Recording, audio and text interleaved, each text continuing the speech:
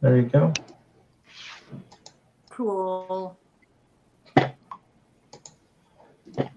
And Jeremy, are you able to see when people come in or out, or are we just kind of like flying blind? I can actually see when they comment on this link in the software. So it says last night from you at 10:06. Can't wait and looking forward to this magic from Beth at 10:09 last night already. So. Yay. Okay, good. So I guess. All right. So. Oh yeah, go ahead. Everyone has shared it. Working on that. You go ahead and start. You can go ahead and start. All right. So my name is 𝘚𝘩𝘅𝘍𝑚𝑒𝑡, and I teach world religions. I've studied religion for about 20 years now.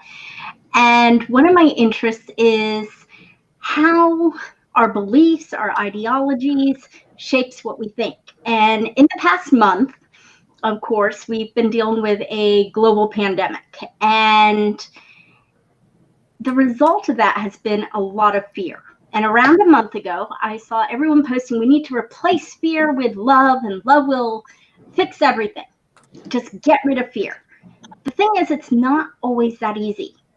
And so luckily, over the past decade, I've gotten to know a number of amazing and beautiful people, and their approach to understand fear is so much deeper and more amazing. It turns fear into this sacred thing that we alchemize into success, into beauty, into love.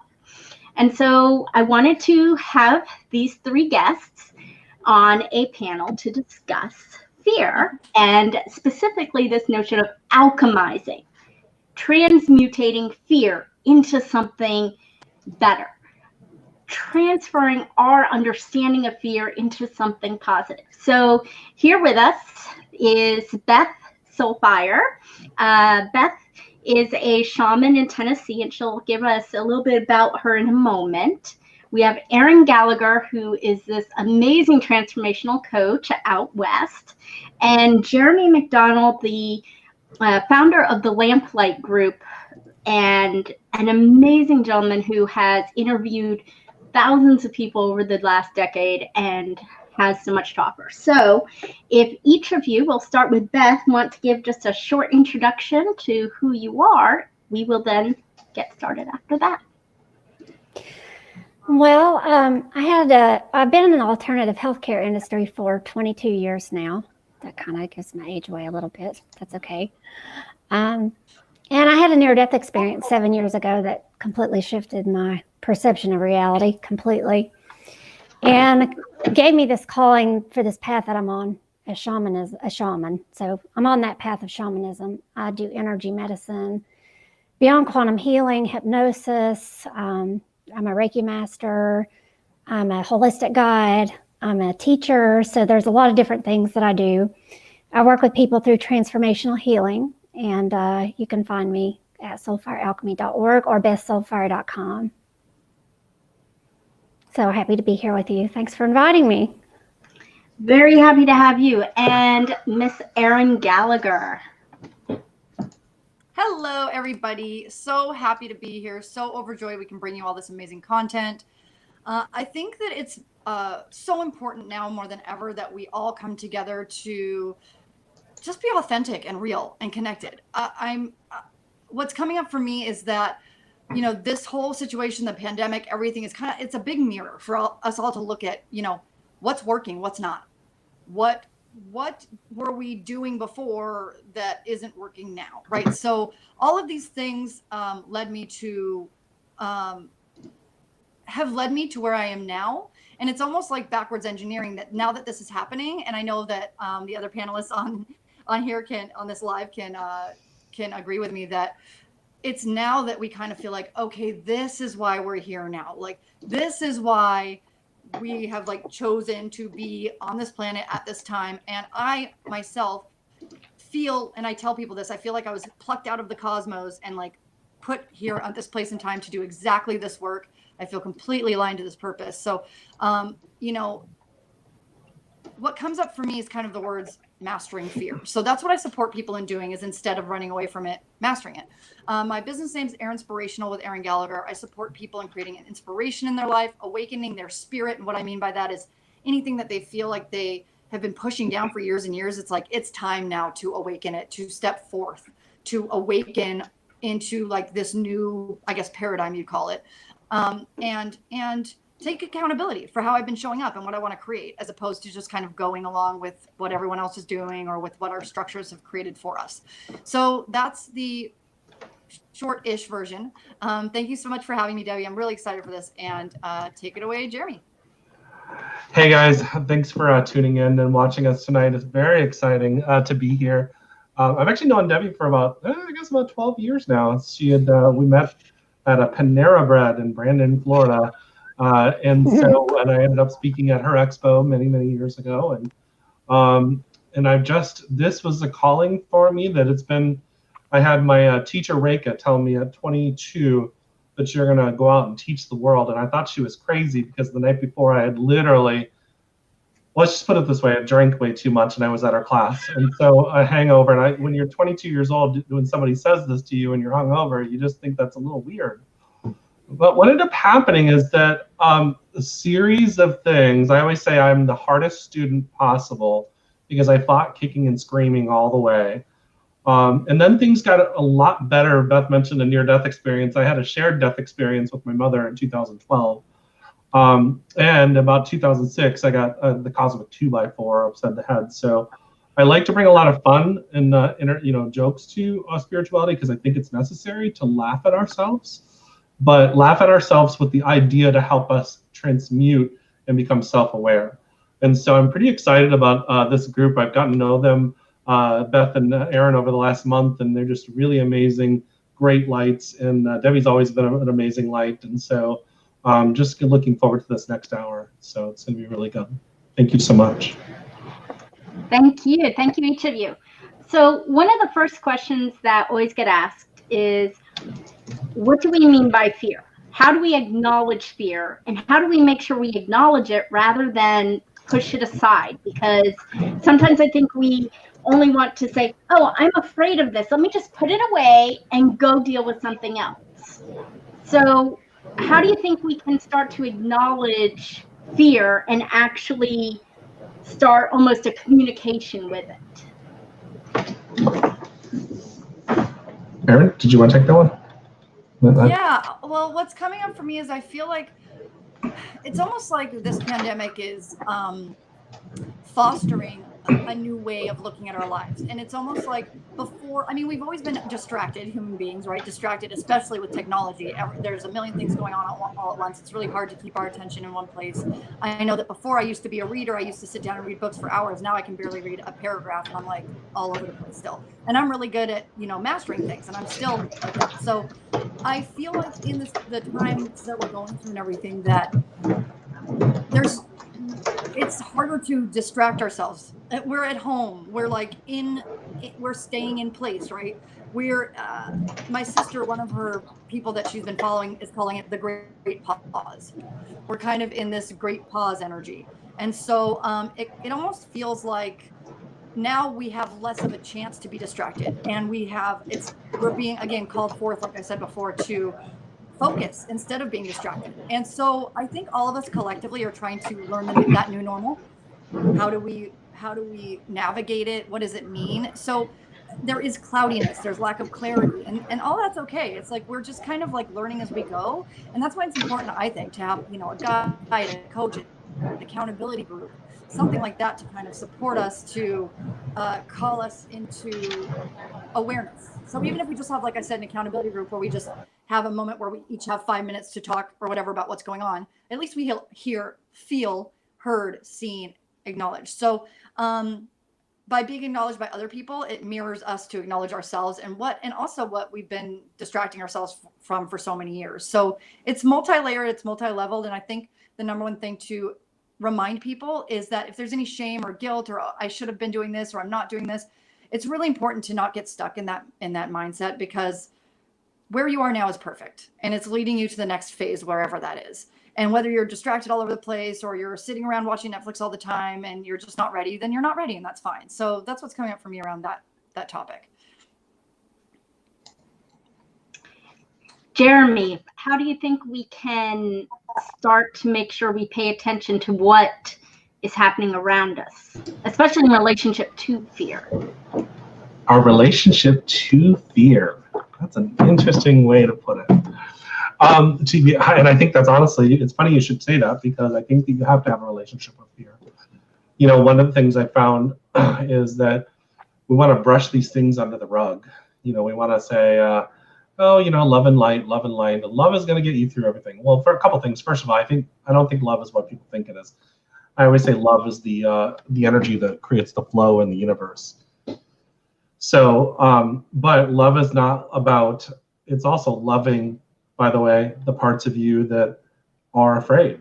It's loving the anxiety in yourself. It's loving the fact that I drove in the Montana mountains to Coeur d'Alene back in 2012 in a van, and the people from Montana did 100 miles an hour, and I was doing white knuckling it at 35.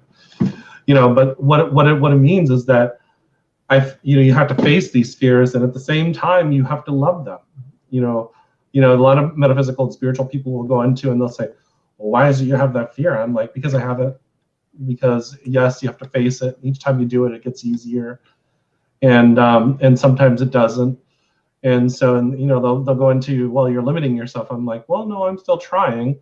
It's when fear cripples you to go forward and to do anything. You know, there's people that are so afraid they can't leave their house. So I think that the relationship is very necessary in order to overcome fear. You know, and what did Nike say? You have to just do it. And so that's very, very, very important. And so, you know, we can rationalize and talk about the psychology behind fear, but the truth is that if you don't go and face those fears, if you don't go and just do it, you'll never know. And so I've just found that I had a whole lot of fear. I was a child with dyslexia, with a learning disability, and everybody told me that there was, you know, that I'm horrible with grammar, and you know, here I am, an instructional designer, an author, and everything else, because you just had to keep on doing it. And you know, when you do it, it just keeps on getting easier and easier and easier.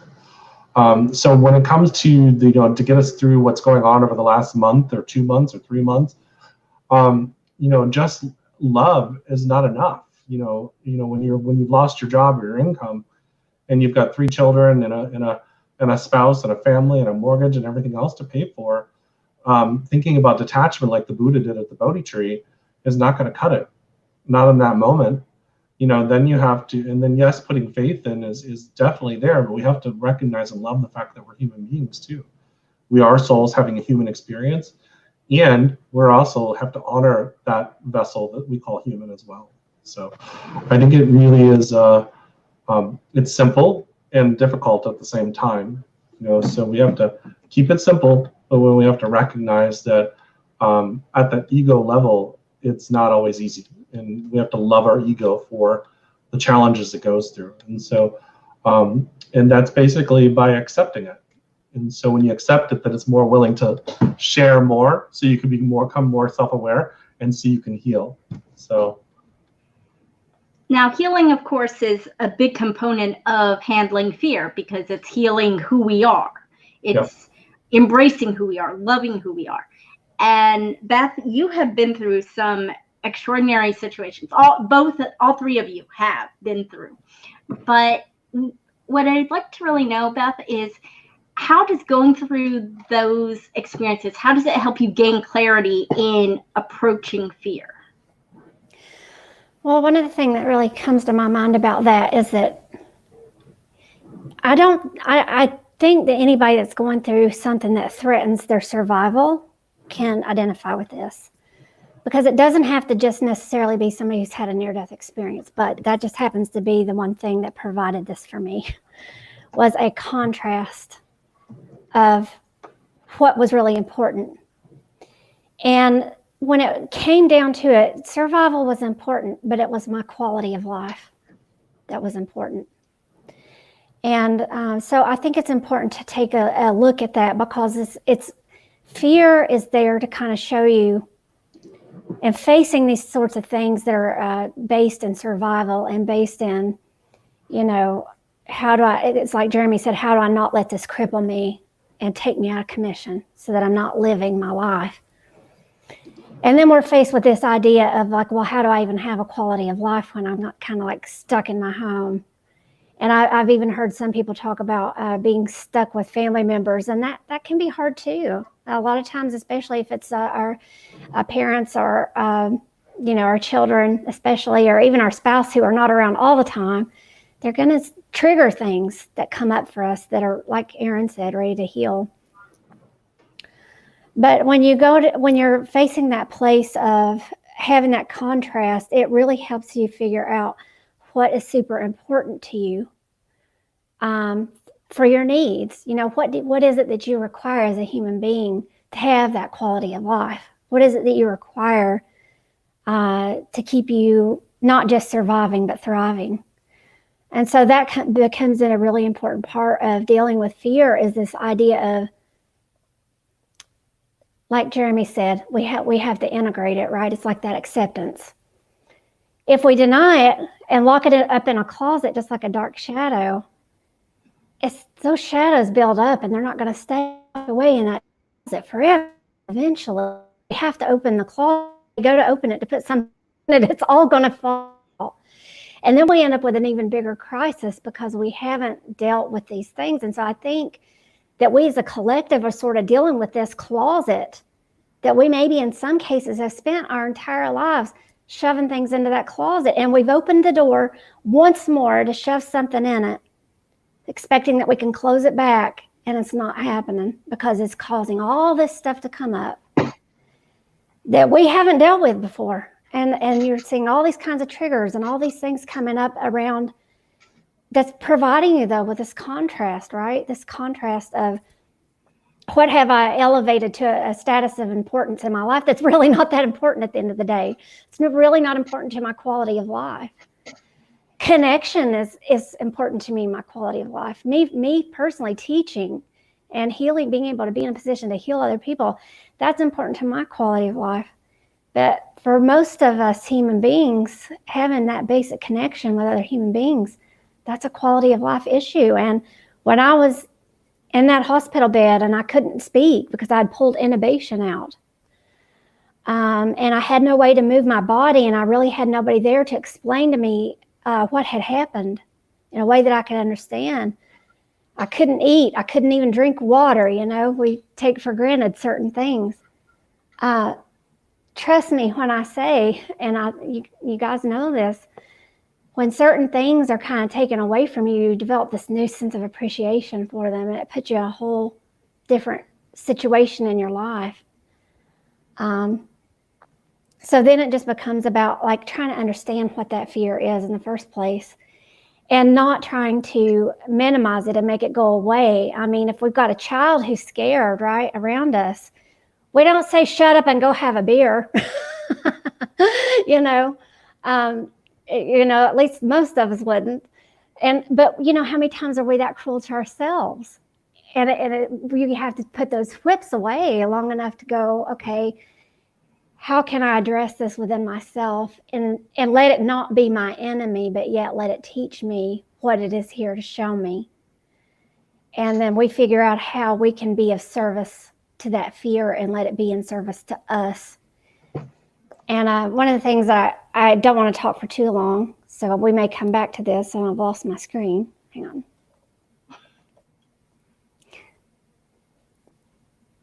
Okay, you guys can still see me. There you go. All right. So one of the things that came to my mind when I was just thinking about this earlier is that my grandparents had, you know, a farm, and they were plowing up the garden, and we had a horse. My grandpa left me with the reins. That horse was and I loved horses, right? I was up on their horseback riding all the time, but I was little. I was like 4 years old. But I didn't know what to do. I was frightened. I was so fearful because I didn't know what to do. And the horse was kind of like, you know, interested in me, and he was smelling at me, and I didn't understand. I knew I couldn't let go of the reins because the last thing he said to me was, don't let go of the reins. because he didn't want the horse to go away and like fly off, afraid to track it down. And so I start walking around in circles trying to get away from this horse, and it keeps following me. And I didn't understand. And I was trying, and I knew better than to let go of the reins, but I kept trying to get away from the horse. And my grandfather saw me struggling, and I'd begun to cry. And he was like, look, no. And he had to come and explain to me that the horse was just what it was doing and what was happening. And so I think if we learn to treat our fear the way that we would that same child who's maybe afraid of its own shadow or something, right? Because the shadow, we can't make it go away, but we can show it what the shadow is and help it understand. And so the same way we can kind of talk to our fear like we would a little child, and talk to ourselves like we would a little child, because in many ways our caretakers didn't know how to do that for us. And so now it becomes a very real part. Us healers, all of us on this panel, we're used to dealing in this world because this is what we do. We help people understand how to become our own caretaker to that inner child in a way that we never had, right? So, yeah, it's learning how to kind of provide those things for ourselves that we were never provided for. We never maybe had provided for us when we were a kid. When it comes to our very basic fears. As a kid, yeah, even if it wasn't as a kid, even as adults, none of us have faced what we're facing today. Absolutely. All of a sudden we are in that moment of silence, and there's that door that we've hidden everything behind, and that door is opening up, and we have to have that clarity. Everything that Jeremy was saying and what Aaron was saying earlier. In fact, Aaron, you actually have done a number of discussions about fear, and one of the things that I think is helpful in, even before we start talking to that child, and we will be coming back to that, before we open that door, before we talk to a child, we should understand that there's different types of fear. And Aaron, I've seen one of your casts before. You have a great way of explaining the different types of fear and how there's things such as productive and unproductive fear. Can you tell us a little bit about that? Sure. Yeah. I mean, just like ourselves and our lives, there's fragments. There's millions of different, fragments of our identities and egos that we have, and different, and it's all from our, childhood and our past. And when we, acknowledging that is important, but just like that, we have different types of fear. We have different types of way that we deal with fear. And we have a lot of types of ways that we deal with fear, knee jerk. And so it's important to not only realize, to think about and evaluate and kind of put into a box what type of fear it is so that we can understand it, but also how to deal with it. So it makes it easier to kind of let's put it in order of what it is first. And then after we realize what it is, then we can kind of how to address it. Because like you said, the inner child stuff, all that stuff, sometimes people, we do this work all the time. So for us, it's nothing, but for other people, it's what is inner child? What is what is survival? What does that mean? So when I talk about different types of fear, I make it easy by kind of talking about, like you said, productive fear, unproductive fear. So there is, and I think it makes it easier because when we as human beings hear the word fear, anger, grief, distrust, loss, we all of a sudden think bad. And then when we think joy, serenity, bliss, we think good. And I think it's important. One thing that I want to talk about is neutral mind. So I think it's important to talk about and to think about the neutral mind, looking at things neutrally. Nothing is bad or good until we give it that energy. So, and I used to have, my group used to be called Transform Your Pain into Purpose, because I would talk about pain or things that you thought were bringing your life down or making things hard. And there's very powerful energy in fear. There's very, very powerful energy in anxiety even. And I know that people with anxiety are like, what the hell are you talking about? This could never be good. But there's this quote I heard once that was anxiety is excitement without breath. Anxiety is excitement without breath. So if we take a breath with our anxiety, and like one of my coaches says, use that shit. He's like, use that shit. Use anxiety, use it, be excited with it, go for a run, create a business plan, use it. So helpful to know, at least for me it was, that there are different energies to whatever's bad or good. So you can take the fear and say, all right, well, how can I use this productively? What about this is good? And I'll use an example that I usually use in my talks, which is like a deer in a meadow. A deer in a meadow is, you know, just kind of grazing along. All of a sudden a hunter is there and they perk up, and just like an animal would, it's like they're aware, they're looking, they're feeling, they're aware of their circumstances. And yes, it's based on survival, but at the same time, it's based on protecting themselves, which is good. And so that's kind of like a protective, because if we didn't have that energy, we wouldn't know if someone was following us down the street and was about to, let's say, attack us or something. That's I wouldn't say positive fear, but productive fear, because then you know what to walk away from and what to walk toward. If you didn't have those levels of fear or awareness, you wouldn't know what is going to hurt you or what's not, right? And so unproductive fear might be like the energy of worry, or the energy of being, one thing I say is being attached to certainty, because we're attached to things how they should be. We're never going to live comfortably in our own bodies because we're waiting for things to look a certain way because how they should be. So when we're kind of allowing uncertainty to be there, then we're not so attached to anything, then the fear is easier to deal with. And also, like I said, the energy of worry. So one thing I talk about with the energy of worry, which is attached to fear, is that when you worry about yourself, when you worry about your kids, when you worry about anything really, it can be productive in that, yes, you are caring about the person, you're caring about yourself, you are conscious and aware of your feelings and how you want to support other people. At the same time, if you worry about something or someone, what you're telling them is, I don't trust that you got this. I don't trust that you can take care of yourself. I need to come in and save you, or I need something else outside of me or outside of you needs to change your behavior, or something's wrong here. So when we get into a state of, no, everything's fine, everything is how it should be, whether it looks bad to us or not, knowing that, trusting the process of chaos. And I use this example when I'm talking about friends and families who have someone that in their life that is addicted or has addiction issues. It's hard to walk away, but the more that we worry about them and the more that we, apply that fear to them, the more fear we're sending their way. So I'm not saying to send them happy vibes and everything will be great, but sending them worry is going to support them less. So letting them know, there's only so much you can do. So this is kind of like an example of unproductive fear, which would be, it's like suffocating, right? When you worry about someone, you're suffocating them with the energy. So those are kind of ways to kind of identify where it's coming from first before you even address how to deal with it. Debbie, I just want to bring up some of the comments. Thank you, Erin, that we've got here. Tamara Robinson says, thank you for doing this. As a nervous system coach, I've spoken and coached many of the last couple weeks who are in intense fear to the point sometimes of ending their earthly lives. And that, obviously, yeah, definitely, there's a lot of people going through a lot of things right now. Maria, I'm gonna mess up her name. Says hi, Deborah. Yes, and so Karamar, hi. Carolyn, hi. Jennifer Collins says thank you. Gail Kraft says hey, thanks for joining. Anyways, I just thought I'd so everybody. Regina says hi, Erin and everybody. And Jean, thanks, Gina. Enjoying the great discussion and glad you're tuning in. I just wanted to say shout outs to everybody that's making comments. So Beth is back.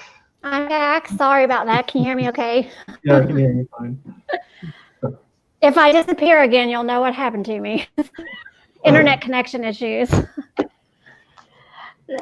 That comment about, who was it, Tamara, who was saying this intensity of fear, because whether we can end up rationalizing it as productive or unproductive, it's still in that very moment, even as Beth said and you said, Jeremy, in that very moment, it's like, what are we doing? How do we interrupt that intensity in the moment? It's like, I remember the first time I went to Unleash the Power Within, a Tony Robbins thing. It was actually right at the time that I was putting together the Health and Wellness Expo Jeremy went to.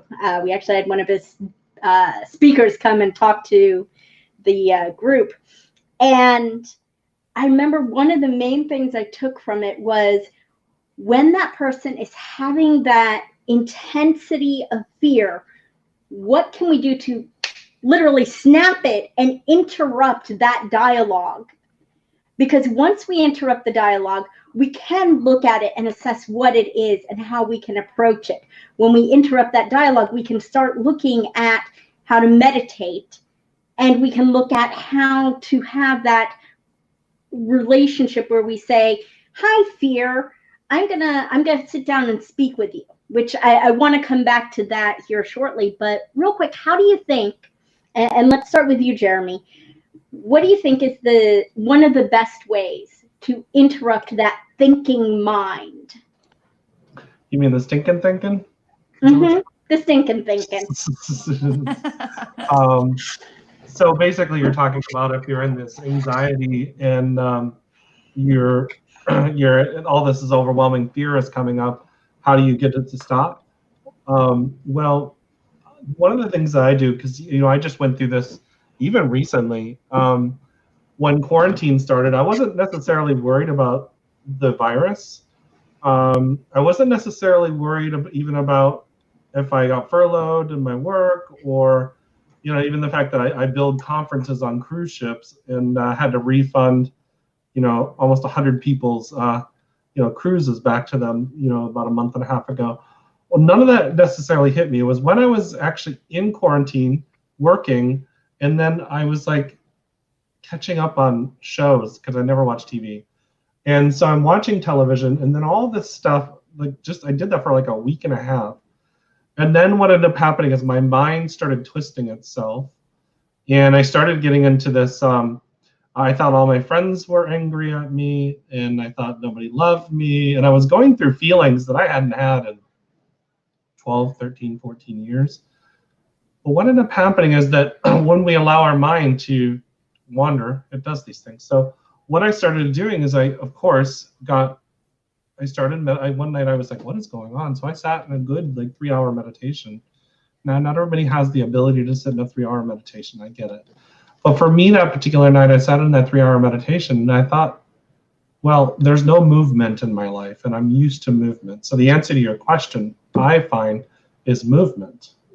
And so, and I think that people get into this idea that when we're thinking about spirituality or anything like that, I don't care if you're a Christian or a metaphysician that believes in the law of attraction, or you do spellcraft, you're Wicca, all that kind of stuff. I've not found one that doesn't say you have to do something after the prayer or the ritual or the intentions. None of them. I've never seen any of them that said that you can just do nothing. Even my mentor, and I just wanted to point out we have 11 listeners and 11 likes. I just thought that 1111 was really cute. So even my mentor, who sits on the corner of her couch, she literally sits on the corner of her couch, but her action is she spends 8 hours of meditation. And then if she gets a mindset to call somebody, she picks up the phone and calls somebody. That's still action. And what ends up happening is that we get depressed, or anxiety starts coming up. Anxiety is telling us there's something we're not paying attention to. Now, that's not a shaming thing. That's hey, maybe I just need to pick up the phone and call my grandma and say hi. Maybe it's I need to hug my husband when he gets home, or my wife when she gets home. It doesn't matter, but there's something in you that's saying do something, and you're not doing it. When I lost everything in 2006, something told me one day, I'd been laying in bed watching Judging Amy, I think is the name of the show, in Law and Order for a straight 4 months, depressed. And so one day something told me to move from the bed to the couch. And the next day, from the bed to the shower to the couch. And then I added something in every single day. And then I went and got a job that didn't pay much, but it got me up every day. And so action, I think, is my thing. And then even back when I first met Debbie, money wasn't, I'd have these really, really good months, and then I would have not so good months, and I'd be feast or famine. And so I remember one day I was sitting in meditation, and something said, go get a job. And I was like, a job? I jokingly called a job just over broke back in those days. And so I was like, literally in judgment. What I found, what it was trying to tell me is that go do something instead of sitting here feeling sorry for yourself. And so that movement started creating. And then I ended up, in a few years, I ended up with my friends group that I have now, and all the things that I have, the support group, and all the people that love me. And action, I think, is the best thing. And it's not always, you know, and that kind of stuff. You have to move. So, yeah. Gotta turn the mute off. Yeah, that does help. Aaron or Beth, either of you a comment on action or flipping that switch to get to a point where we say, okay, let's stop and think differently. Well, I wrote some things down because for me, it's like easy, simple things. If you're in depression and you're stuck in bed, you don't want to go outside sometimes. You're just like, you literally feel like your body's 1,000,000 pounds and you cannot move. So like I wrote singing, driving with your music blasting, or like if it is like, for me, I love driving. So if it's cold outside, I will blast my heat and roll down the windows. Like I want something that just makes me feel like I'm alive, even if I feel like dead inside, or I feel like in a state of despair or remorse. You know, there's a lot of us going through stuff where I think there are energies that get so heavy, and when we don't look at them, like, you know, Beth was talking about the closet door, at some point the universe is going to slam open that door for us. So like if we kind of push ourselves out of our comfort zone and do it, so kind of making yourself feel alive in that way. So singing, driving, blasting music, crying is so healing. Allowing the dam to break. I think there are so many people that are holding everything in and trying so hard to look a certain way or be a certain way for their kids, for their parents, for their siblings, stop trying to be everything for everyone. You're here for you. You get to break down and effing cry. You get to experience pain. You get to say to people that are around you that you don't feel like being around, get the hell away from me. You get to make your own boundaries.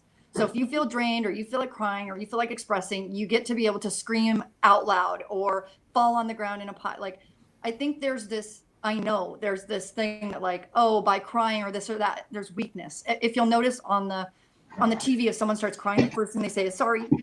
Everyone's apologizing for crying. Everyone's apologizing for feeling. We need to stop apologize for feeling and just let it out. So if the dam needs to, and I know there's some energy, if I let myself cry, I'll never stop. Good. Just do it. I mean, then never stop. Like let yourself get, and you will stop and you'll feel better afterwards. It's so important to just let that dam break, because at some point it's going to happen for you, or it's going to happen and you might, you know, push it towards someone else that doesn't deserve it at the time. So letting yourself feel, also doing something silly, like dancing just to a song you would never dance to, or just moving your body in a weird way and then like laughing at yourself like, oh my God, I'm such a nerd, or whatever makes me feel better.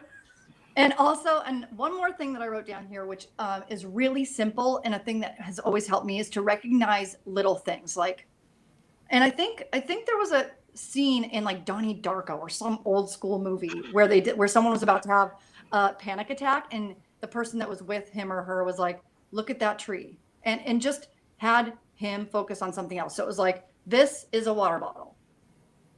Okay, it neither means nothing or anything, right? These are glasses. That is a tree. If you kind of just like zone in on simple things around you, as opposed to like Jeremy was saying that you start going down into that hole and you're stuck. When you're just saying that is a chair, that, and it seems silly and dumb or whatever, but as you're going through and saying this is this, all of a sudden your brain is going, oh, what was I thinking about? What was I talking about? So those are some things that I wrote down that came up for me. I love that, because we're so used to, I think in this society, we're used to being overstimulated all of the time.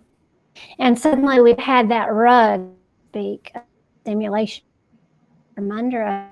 We don't know what to do with it.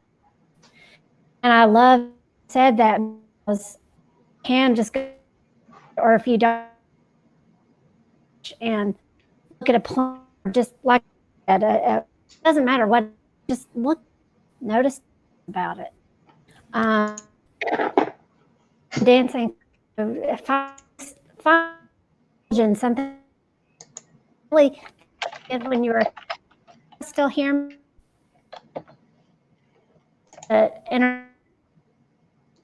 You're fading in and out. I think we may have lost Beth there again. Yeah. Right. But oh wait, are we back, Beth? I can hear you guys, but I don't think you can hear me. Yeah, it's just going in and Getting out. little Yeah, cuts. it's cutting in and out right now. I'm so sorry about that. That's all right. It's all good. It's all that high energy. You're messing up the internet connection. It's just you know, the same people with NDEs, they blow out cell phones and computers and everything else. Have you ever experienced that before? Or? Yes, I have. Yeah. So if you can hear me now, one of the things too, when I was trying to, in my recovery, and I couldn't do anything, you guys got to remember I had to rely on other people to do things for me. But I wanted to take a shower all the time because every day it was the one thing I looked forward to because it was the only thing that I could do. And I remember times in my life, even, you know, as I would recover and was getting back on my feet, I still couldn't do a whole lot of things as far as getting back to what I consider to be normal life. And so getting up to take a shower, just simple things, you know, feeling the luxury, putting lotion on my skin and, you know, feeling the luxury of just being able to do something to my hair, you know, it doesn't matter. Just things that you take for granted, finding true joy and appreciation and being able to relish in those things. Because think about it, if you work for a living, how many times do you really go through your day and you're just so busy doing that you don't take time to really appreciate those things in great detail? And, you know, that's one of the things that you can do that kind of knocks you out of that gut instinct of just that paralyzation, kind of like a depression where you can't get out of bed. I many times just go into my mind's eye. If I can't even bring myself to get out of the bed, then I can fantasize, I can imagine, I get in touch with the things that you used to do as a child. You know, I think that's so important, is because there is a sacredness to the wise child archetype. And so you don't even have to look at it that way. Just go back to the things that you used to do when you were a kid in your own imagination. And that's a really important component of what makes us human beings, is the ability to access that imagination. And yeah, so that was my thing on that. So thank you guys. I appreciate it. I think that being silly sometimes, Beth, in there and Debbie, like sometimes the humor, I think, is like one of the best things that we can do. I mean, yeah, it's huge. And then Erin mentioned, I think she said the nerdy side, I'm being nerdy or something like that, or geek or Kevin. And I love the fact that I'm a nerd. I mean, it just it's something. I don't think it's a negative at all. I got excited yesterday because my next new hire class is starting on May the 4th, and I just thought that was the coolest thing in the world. So I'm going to call it the Jedi Sales Training class for 2 weeks. And when they graduate, I'm going to say, May the 4th be with you. And it's super nerdy, but it's funny and it's silly and it's corny. I'm told I'm the king of dad jokes, but I don't really care. And so have a competition. Who can come up with the corniest joke about something? You know, anything to distract yourself. That would be a great idea. I really love that idea. Tamara mentioned, she says, I've had lots of trauma myself, and I've had an NDE, which I lost everything. Through this, I lost fear and gained myself in the universe. I've used a lot of NLP to change thoughts and change my name to become a different person. Yeah, I've seen people that have had near-death experiences. I've heard that countless times that, you know, they've lost fear. And, you know, they had a journey when they came back from that near-death experience too, to try to reacclimate and back into life, you know. And I have one friend, she said when she came back, she said the grass was talking, and she told her husband that they didn't have to mow it anymore.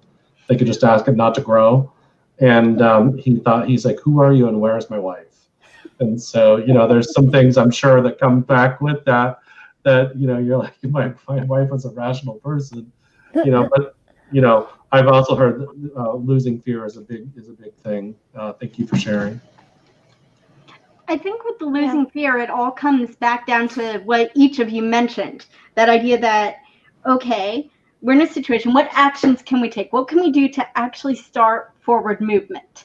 And then those actions can be anything. It can be, I'm getting up and going to take a shower because I know if I can take a shower, I can be me. I know that if I can go and turn on some funky music, some, you know, punk music, if it's Aaron probably, and just do some crazy dance, then I had that semblance of normalcy. And I had that semblance of saying, this is something that matters to me. And that's the thing. We have been given this a beautiful, beautiful opportunity to say, what are the movements forward we want to take? What is the crazy silliness that actually brings us meaning, to where we can look and say, that's a couch. I like that couch. I can sit in that couch. And all of a sudden, and it's absurd. It's absolutely absurd, but it brings out that laughter, that sense of saying, you know, I got this. You know, we do. It's like one of my favorite phrases of my niece June is right before she was singing a song, she just said, we got this. And it was just like that clicked in my head of saying, we always do. And whether it is a funky song or movement, or most importantly, I would say connecting to that younger self, because that childlike self, in Taoism, you have this concept of Pooh, like Winnie the Pooh. And it's this idea of really embracing the childlike self and realizing the ultimate possibility. And the thing is, children, there's two really important points about children, I think, with regards to fear. One, the adult knows that we don't sit there and say, okay, da, da, da. We say, we're here for you. And so knowing that there are movements that will allow us to be there for ourselves. And then the other component, talking to fear. And Aaron does this amazing job at helping people to talk to sentiments, or talk to money, or talk to whatever is happening in our lives, and talk to it and have a sit-down conversation. And Beth really expresses the notion of creating this conversation with our childlike self to remind our child of, you know, or have our child even remind, our childlike self remind us of adventure and risk and just imagination. And Jeremy has such a focus on being grateful for that, the child, but grateful for all of these experiences that remind us that, you know, we've overcome every single thing we faced up to now. So if we've overcome every single thing we faced up to now, we can have the gratitude and acknowledgement of those skills that will take us further. So I just mentioned a bunch of different things, but I did that because I want each of you to have a chance to talk a little bit about, Aaron, that conversation with fear, Beth, that conversation with the child, and Jeremy, that conversation of gratitude towards this whole situation. Which of you would like to go first? I guess I need to unmute myself. I'm seeing Jeremy's lips moving, but I'm not hearing his voice. Oh, that's my fault. I didn't unmute myself. There you go. I wanted to bring up something. I did a video about this last week, and did it on my panel discussion last night as well. But gratitude is a big thing that I cannot hear Jeremy. I don't know why. Can everybody hear me? I can hear you. Oh, okay. All right. So one of the things that came up, gratitude is something I had to learn a long time ago, and it was actually something that I started doing a gratitude journal. Every day I would just force myself to write what I was gratitude about, because I was a huge complainer, and I'd complain about just about everything. So, well, the other day I tried to find something that makes me grateful. So I did a podcast last week with my friend Nicole, and I started writing out the numerology on different things, and I wrote out COVID, and I just thought it was interesting that that is 5 in numerology. It's five numbers, and so what is 5 in numerology? It's change, freedom, being adaptable, constant motion, and being daring. So you have to be daring and sit on your couch, and it's the only time that you can watch TV and save the world. I'm just saying, that's just something to think about. Now, some people would disagree with me, but I'm just being a little silly. But it really makes a lot of sense when I think about it. And then I went into somewhere along the line, I found a 6 and the different aspects of what I can't remember, was coronavirus or whatever. I couldn't remember. And then 6 is the loving and caring, properly nicknamed the motherhood number, and it is also about sacrificing, caring, healing, protecting, and teaching others. So isn't this time teaching us something? And CARES Act is the stimulus package that the Congress approved, the $2.2 trillion. And if you take CARES Act, it's eight numbers, and 8 is infinity. Well, that just speaks for itself, right? And so it's just one of those things that years ago, I would just, like I said, I was a complainer. So I'd literally force myself to write things down that I was grateful about. So I'd write down, I'm grateful for my mother.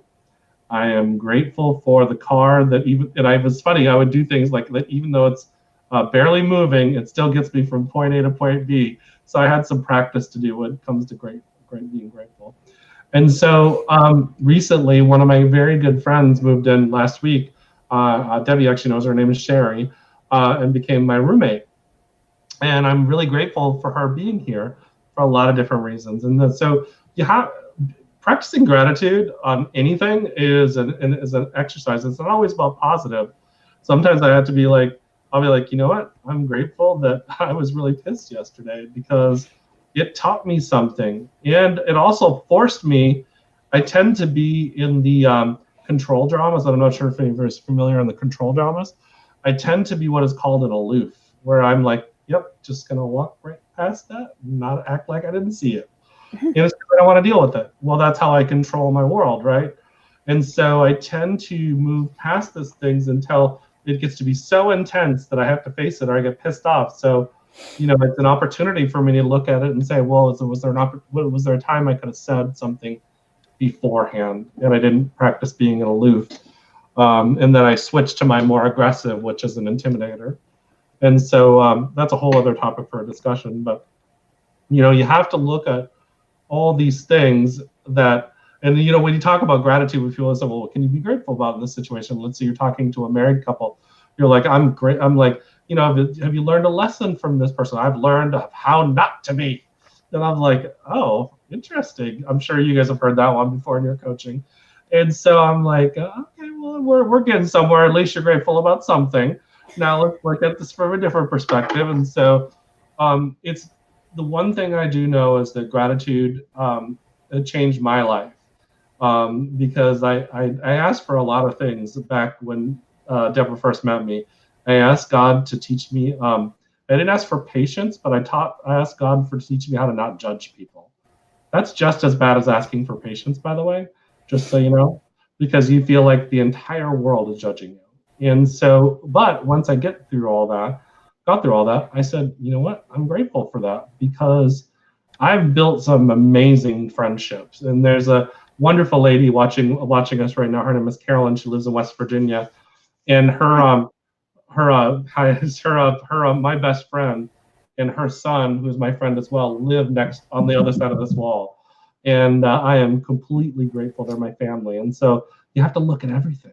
There's just so here we're in this time, and I have family all around me, and that's something you have to look at. So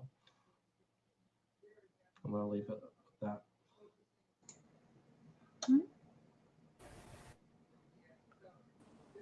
All right, were we still talking about, or what you had said, Debbie, about conversation? Yes. Unless there's something else that has shown up for you more strongly.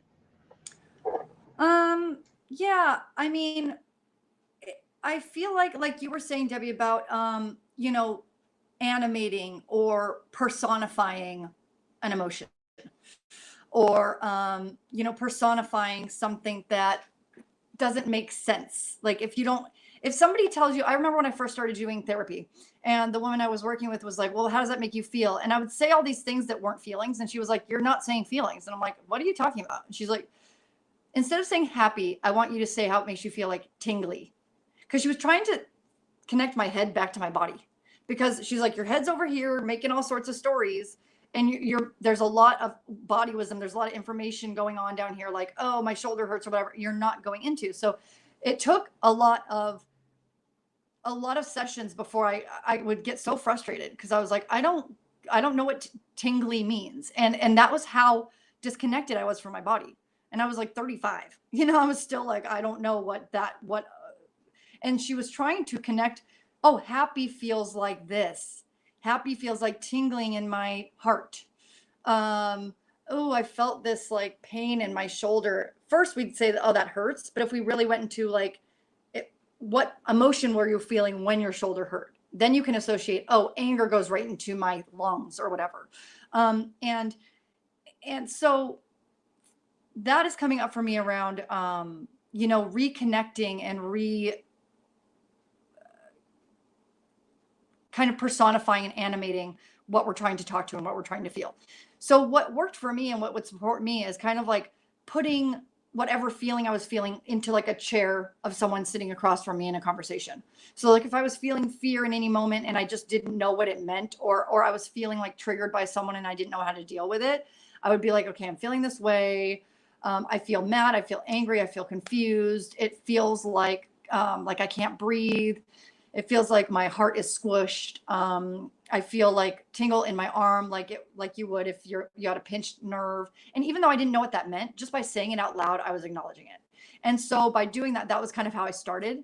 And then the next phase was to put any kind of fear or whatever came up, whatever information came up for me, like, oh, I'm feeling suffocated in here. And that to me, I just feel scared and tired. So then I'd kind of put that fear in a chair across from me and start a conversation with it. And this takes time to kind of like know what, because you'll say, okay, fear, why are you bothering me? And a lot of times you will hear something or feel something, and you will not trust that what you asked, if you're talking to the fear, that it's like the fear talking back to you. You'll be like, oh, it's just me making that up. And there was something great that there's a woman that I follow that talks about, channeling, how to connect to channeling kind of other information.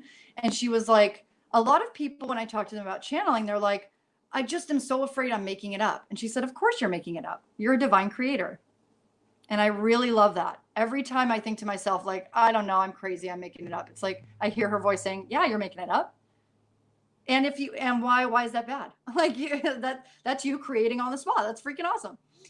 So I know that's kind of a hodgepodge of different things, but the example that I make, and I know Debbie, when we worked together, I was doing a class and a course around relationship to money.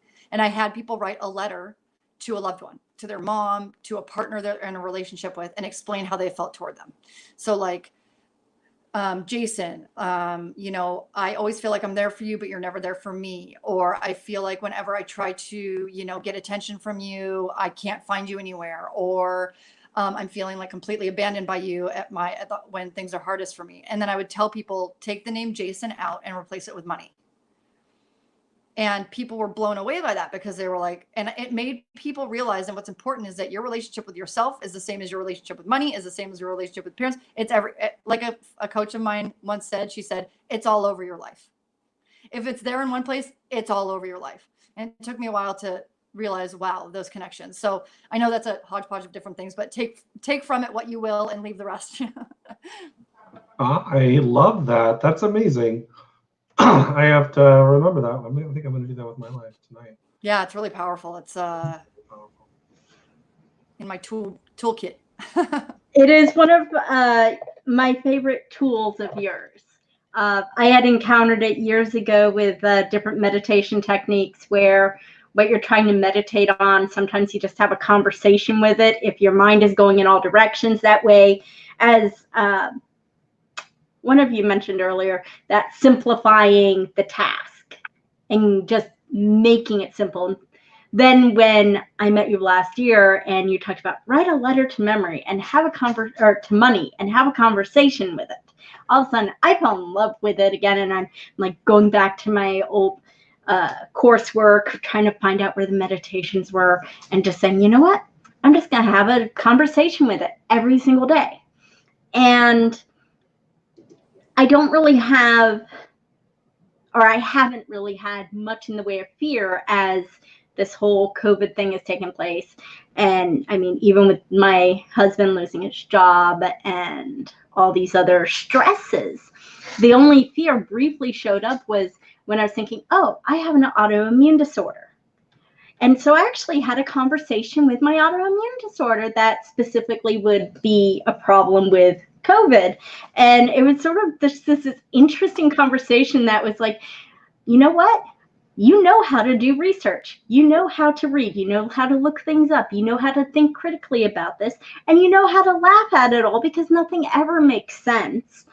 And that little bit of fear I had just was like, okay, no reason to have fear. Appeased. It's like appeased. Yeah. You know? Yeah, I love that. And I think that's part of it. It's appeasing the part of us that needs self-care and self-love and saying, yes, if you're scared, go ahead and be scared. If you need to scream at the world about everything that's going on, scream. If you need to cry, cry. Then relax, breathe, sing your happy song, dance your happy tune, do some yoga, do some movement, and then come back towards meditation and find out how you can be grateful for this experience. I loved hearing you speak, Jeremy, about how you can have that gratitude. Unfortunately, we have lost Beth to the Wi-Fi wizards of disconnection. We'll have to have a conversation with those wizards. Get off my lawn, wizard. I want to go ahead and mention one thing that she really talks about with this youthful child. When we are able to briefly interrupt things and we start this process, we really can look at ourselves and we can have that conversation and say, you know what? There's a lot of opportunities here. There are things that we dreamt of doing as a child. We may have been, my friend Holly, you know, busy worker, 40-hour week, 60-hour week work week. And now she has no work whatsoever. But she's allowed herself to say, hey, I used to love drawing. I used to love writing. And I always said, I'm going to create this book. I'm going to write this book. And now she can do that. So there you go. Being able to fall back in love with ourselves, being able to fall back in love with that childlike self, with the child we had that wanted to run and skip and dance and jump through meadows with pianos and butterflies and just in general experience this life in so many vast ways. This is that opportunity to connect. And I want to say a huge thank you to each and every person who has connected and watched this, either during the time it was live or in, you know, rewatching it here in the future. It has been an immense pleasure to connect with these amazing coaches. Erin, you have this way of dispelling fear into just something we deal with. It's all right. We can see that closet and we know there's like a whole bunch of things behind it. You know, we're just going to go ahead and open the closet. Why not? We might as well. And you just go through it and you sort it out and you say, oh, well, that's just like, you know, that's a sharp object there. Maybe we should be a little fearful, but you know what? It's nothing. We can keep going. And Jeremy, your experiences are just so amazing. The ability to be grateful and have that clarity of moving through fear. All the experiences you've had that tell us, hey, come sit down, let's have a talk, let's figure out what movements we can make. Let's go for a jog, let's go for a run, let's find out the actions and be grateful that we can do those actions, because there's always something we can do. Always, every single moment there's something. And again, we've lost Beth, but her amazing ability to connect with and transform from that childlike attitude and emphasize that importance over and over of saying, what is it that will bring us that moment of bliss, that moment of satori, of enlightenment, whether it's taking a shower or being able to just do something that you haven't done in a while because now you have the time. So I wanted to open up. I know there's a few people who've been in the conversation. Jeremy, you can see those a little better than I can on the screen. If we have any questions, and then if Erin or Jeremy, if either of you want to add any final comments as we are right at an hour? I just wanted to thank Tamara. She said COVID-19 6. Thank you. I appreciate that. And she also put down here, I'm definitely not a numerologist. I literally just learned a little bit, and I act like I'm a numerologist sometimes. So I love, she says, I love the concept of talking to money like a person in your life. I do too. I think that's amazing. And Dorothy, yes, if you, almost as soon as we go offline, it will still, the archive will be here. So you'll be able to watch it and rewind it. It takes maybe like less than 5 minutes for it to render on Facebook Live. But if you still can't find it, I'll shoot you over a link. If you want to just message me privately on Facebook, I'll definitely get it for you. So those are the only, catching up on the comments, basically. We're good. Okay, cool. Erin, if you wanted, I don't know if you want to have anything else too. Yeah, sure. Well, you know, I think that at the end of the day, what really the takeaway is to have fun. Like, we're here to experience life, to love, to connect, to jump around, to be kids, to feel like there's been a big mirror shown to me of how serious I've been for so freaking long. Like, yes, I get to seek and expand and be a spiritual healer and leader, but I can do that and laugh and love and not be so serious about it. Like, if I want to go to a client session in my jammies, like, that's fine. Like, no one's gonna, it's cool. Like, let's be friends together. Like, I can still, we're in co-creation together. I teach you, you teach me. Yes, you're paying me to teach you, but so what? We can still, I can learn from you. We're all learning from each other. We're here to co-create. So that's a big part of it. And like Debbie was saying about innovation, like, this is a time to innovate, you guys. The playing field has been blown open. Nothing is certain. Everything's chaos. Yes, it's a little bit scary, but you get to create your own structure now. You get to create certainty, because, you know, government, politics, religion, those things feel good on certain levels, but they're not going to be there to hold the space for you to have comfort in your body and your life. You have to do that yourself. So taking accountability, ownership for how you're showing up in the world and what you want in your life, standing for that, because you matter. Like, you matter. I don't think a lot of people think about that. Like, you matter in this world. Every motion that you make in this world, if you're late 5 minutes, you matter. We missed 5 minutes of you. So, so I think that's really important to know that there's all this innovative time. And doesn't mean just because the word innovation that you have to start a business or something. But like Debbie was saying, like, fall in love with drawing or writing again. My sister loves puzzles. She'll sit and do puzzles for hours now. It's meditative. It's amazing.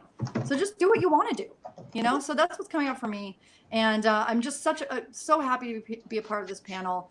Like Jeremy said, I'm doing a thing on May 4th. May the 4th be with us. It's called Rebuilding Your Reality. So it's all about how to rebuild your reality in this new paradigm. So I'm doing that in my private Facebook group. I can put a link for that in the chat later, but my private Facebook group, I'll be starting a free 3-day training about how to, like, go into the next level, how to do this, how to navigate it in your specific life. So if you guys are interested in that, reach out to me, private message me, friend me on Facebook, all of the things. Beth is back. Hi.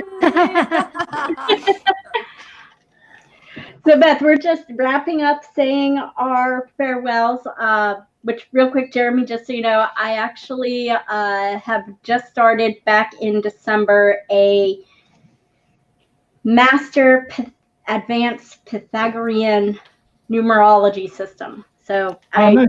I actually still have to talk to Erin about her reading, and I still think I thought I sent the Excel sheet, but I think I still need to send the sheet to Beth, and I'll have to talk with you, Jeremy. So Beth, any final thoughts you have about moving forward? Are you doing any particular event or anything that you want to share? Yes, I'm doing I've got on Facebook a group called Awakening Soulfire. And you can go and just do a search for that, or if you are interested in that, you can just send me a direct message and I can get you added to that, because I'm starting a free training June 2nd. So it'll be about a week long. And that group, sort of a live type thing where I'll be going live daily to interact with everyone and talk to everyone about it. But the title of the program is called From Suffering to Sovereignty. And that's a live workshop. So I've given some thought to doing it earlier, but I honestly think that that's going to be perfect timing, because I think May is going to be a whole lot of this, getting back to things in stages and figuring out our footing and seeing like where we're going to go and dealing with the fallout, but seeing from here. I caught one of the things that I really like. It's about really for who we and where we and have us integrating who we are. And, that's part of what this program is all about, is to help you go from that place of any part of your life where you've felt suffering or been stuck in suffering, to elevate you and lift you up to a place of reclaiming your own authority and taking your power back.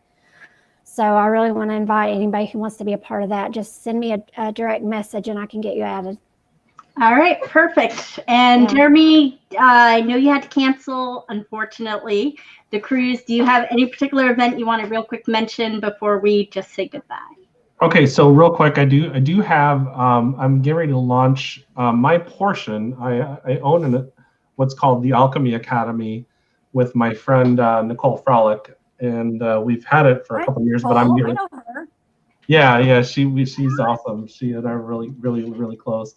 And we each have a membership part of that academy.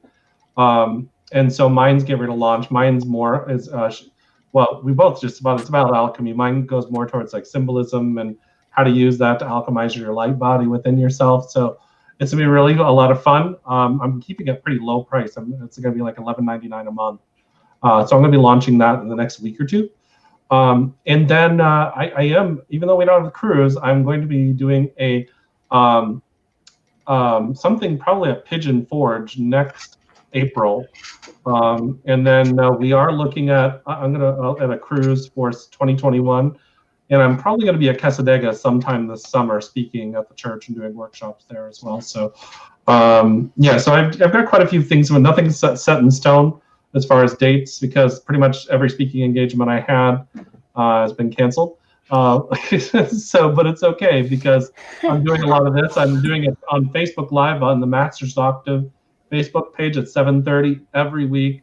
I'm on with 𝘋𝘀𝘀𝘀𝘀 and my friend 𝗃𝙩𝙦 𝘊𝗨𝘀, my friend Jason Layton and Jamie Layton, and Karen as well. And so we have a really amazing show where we talk about different subjects that we see or we channel to talk about every week. So yeah, quite a bit. So. All right. Thank you very much. Again, thank you everyone who is tuning in, and thank you, Jeremy, Beth, and Aaron. That's it. Thank you. Thank you, everybody. guys. Thank you, Debbie, for doing this. You've been such a great moderator, and thank you for everything you bring to the table. It's amazing. Absolutely. Thank you. All right, love. Have a great night. Bye, everyone. Bye. Bye.